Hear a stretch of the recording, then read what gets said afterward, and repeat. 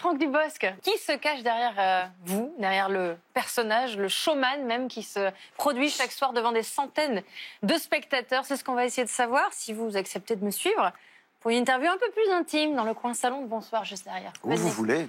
Venez, venez.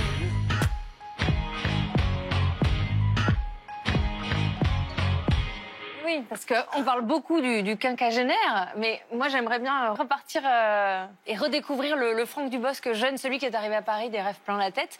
Et du coup, j'ai une photo pour démarrer. Si vous reconnaissez Oui, c'est la rue de Rivoli. À Paris. Ouais, c'est là où j'habitais. Ça vous inspire quoi? Moi, j'avais une chambre de bonne au 244 rue de Rivoli. Alors, je n'ai pas sur cette façade, j'étais à l'intérieur. Sur une cour? Dans la cour, ouais, en plein milieu de la cour. Oui, oui, Et ça se passait comment à l'époque? Ça se passait, j'avais 7 étages à monter, j'avais pas d'eau chaude, les toilettes sur le palier, une chambre de bonne que connaissent tous les étudiants. Et ça coûtait à l'époque 600 francs par mois. C'est beaucoup plus je pense cher. qu'aujourd'hui, ça va être 600 ou 700 euros Oui. par mois. Donc ça a été multiplié par 6. Vos parents, ils étaient restés en Normandie, c'est ça? Oui, à Gros-Quevilly. Ils vous ont beaucoup encouragé, vos parents, à cette époque? Non, mais ils m'ont pas découragé. Leur peur, leur crainte, ils les ont gardées pour eux, ce qui m'a moins encouragé, effectivement. Qu'est-ce qui vous manque aujourd'hui pour être totalement apaisé, Franck Dubosc? Il me manque de me plaire complètement. Vous savez, c'est comme dans une relation avec quelqu'un, avec un partenaire ou une partenaire, enfin en amour. Au début, on n'est pas soi-même. On essaie de fausser un petit peu, et puis tout à coup, on se révèle, et puis la personne reste ou pas. Mais c'est dans l'œil de l'autre qu'on se dit, finalement, je suis pas si mal, et on devient ce qu'on est réellement. Alors, ce qui me manque, c'est de devenir ce que je suis réellement. Enfin, pas de montrer aux autres. J'ai pas envie de montrer aux autres. Regardez, attention, je suis comme ci, je suis comme ça. C'est pas du tout le but, hein. Pas du tout, parce que justement, ce que je pourrais montrer n'est pas forcément ce qu'on voudrait. C'est à moi de me dire, voilà, tu as été toi-même. Dans ce parcours qu'on vient de redécouvrir, il y a 2 hommes qui ont beaucoup fait pour vous. Le premier, c'était Elie Moon. Et pourtant, on l'entend, ça n'a pas forcément bien démarré entre vous. Vous saviez que vous l'exaspériez au début? Oui, mais il me l'a déjà dit. Oui, mais on se du tout avec Elie.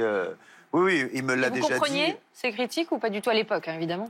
C'est possible. Quand il parle de ça, la première fois que je l'ai entendu parler de ça, il a fallu que je me dise « Ah, j'étais comme ça. Mais oui, je le comprends. Je devais être comme ça, un petit peu tout autour de moi. » On l'est toujours. Et aujourd'hui, je le suis peut-être tout autant, ou peut-être moins, parce que j'ai moins besoin de l'être, puisqu'on l'est de toute façon. Vous savez, quand on rentre dans une pièce, qu'on est connu, ah, c'est lui, donc on a moins besoin de se montrer.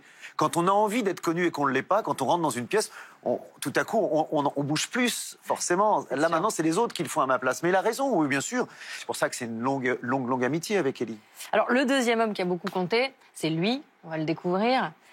C'est Patrick Chirac. Et oui, votre personnage dans Camping, la trilogie, vous lui dites merci. Oui, bien sûr. Ça a vraiment changé la donne? Oui, c'est lui qui... c'est Patrick Chirac qui m'a... D'ailleurs, j'en parle beaucoup dans le spectacle de ce qu'il m'a amené. Ouais. C'est lui qui m'a amené d'abord la notoriété. La notoriété, je l'ai eu avec le One Man Show, mais le cinéma qui m'a amené tout ça.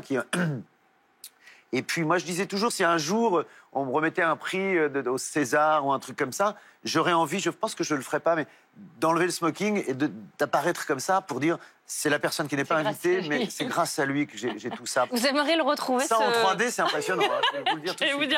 C'est vrai qu'on bloque un peu. Vous aimeriez retrouver ce costume pour un 4e volet de Camping? Non. Vous en parlez avec Fabien Antoniente ou pas? Non, parfois on en a parlé, mais non, pas pour l'instant, parce qu'à un moment donné on vieillit. Et puis, c'est pas on vieillit, c'est pas ça. Je pourrais encore le jouer. C'est que j'ai envie d'autre chose. J'ai pas envie de le salir. Alors, je reste une dernière fois avec lui.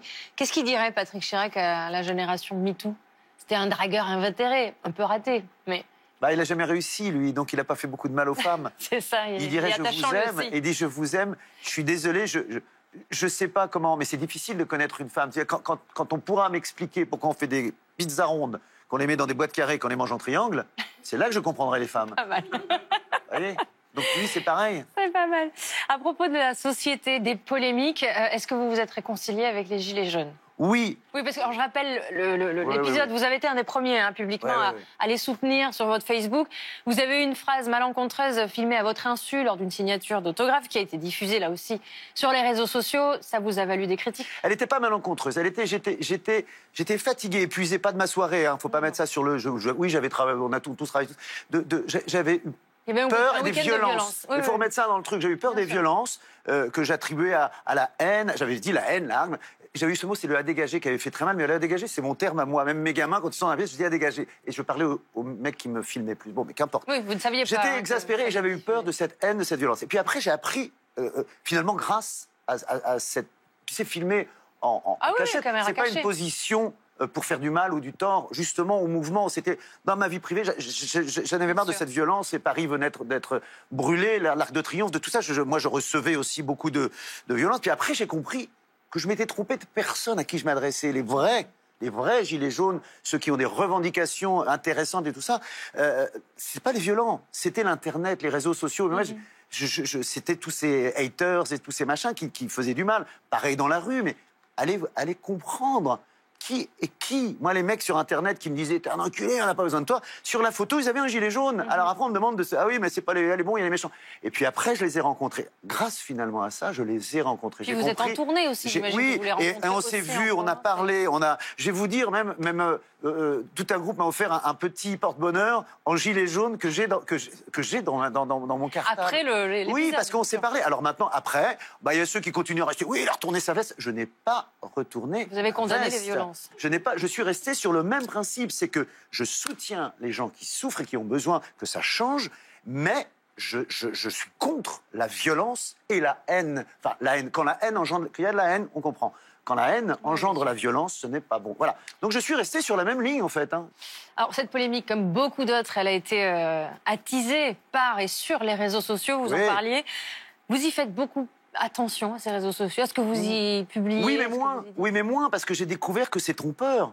La preuve, ils m'ont trompé, les réseaux sociaux. Ils m'ont trompé sur les vrais gens. Ouais, le côté vigie permanente et de Mais les réseaux sociaux, c'est une haine. C'est une direct. haine. C'est une haine incroyable parce que les gens sont pas là. Ils sont pas en face.